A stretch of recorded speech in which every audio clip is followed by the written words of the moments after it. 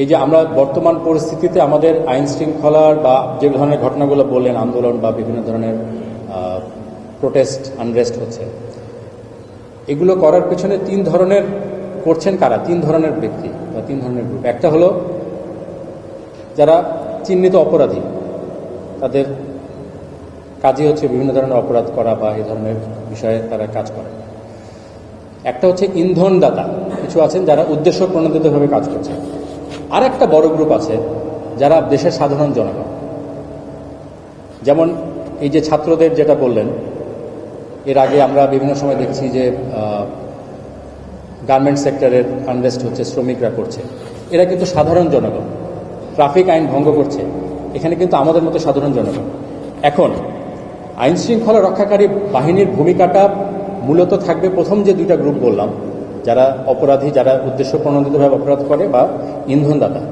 সাধারণ জনগণের বিপক্ষে যখন আমাদের দাঁড়াতে হয়, আমাদের একটু চিন্তা করে কাজ করতে হয়। বিশেষ করে আপনারা যদি ছাত্রদের কথা বলেন, এই ছাত্ররাই আন্দোলন করে দেশের এখন একটা আমাদের যে বর্তমান পরিস্থিতি এনেছে, এবং আমরা সবাই আশা করছি যে দেশটা একটা ভালোর দিকে যাবে।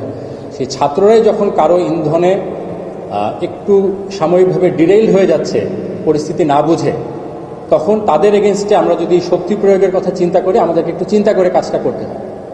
ঠিক আছে, আমরা আশা করি ছাত্ররা, শ্রমজীবী, কর্মজীবী, সাধারণ মানুষ যারা আছেন, প্রত্যেকেই তার নিজ নিজ জায়গায় থেকে আমরা দেশটাকে কোথায় দেখতে চাই এবং সেখানে আমার নিজের কি দায়িত্ব সেটা বুঝবেন।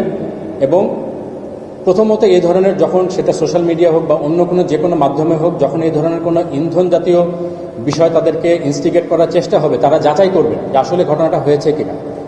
দ্বিতীয়ত, যদি ঘটনা সত্যও হয়, সব ঘটনার প্রতিবাদ এত ভায়োলেন্টলি করার কোনো প্রয়োজন নেই, অনেক শান্তিপূর্ণভাবে করা যাবে, বিকজ আমরা সবাই শান্তি চাই দেশে। তো এখানে আমাদের সাধারণ জনগণ, বিশেষ করে ছাত্র, কর্মজীবী, শ্রমজীবী এবং সকল পর্যায়ের মানুষ, আমাদের একটা সবার নিজের দায়িত্ব আছে যে আমরা যদি নিজে থেকে দায়িত্বশীল ভূমিকা পালন করি, তাহলে এই অনেকগুলো এই ধরনের ঘটনা আমরা অ্যাভয়েড করতে পারি।